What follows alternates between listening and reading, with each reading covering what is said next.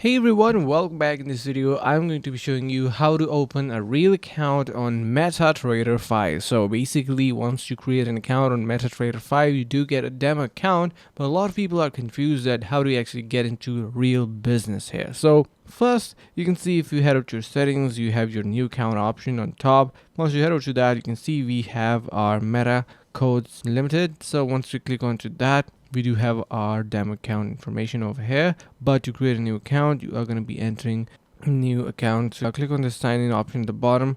We can see we have these different options showing up. So enter in here your login and password so we can create a demo. So this is a demo server currently, but to switch into real one, it is currently, you can see, make sure to verify your OTP, everything. So once you head over to your codes, it is only available in the demo version. So real account is not currently available, but soon it will be, and I will be letting you guys know. So basically this is how you verify on Metatrader 5 and open your account. So you can go with this account as well, and yeah, go. So basically this is how it works, and for more videos make sure to subscribe to our channel, like the video and share with your friends. Thank you so much for watching. Make sure to subscribe and see you in the next video.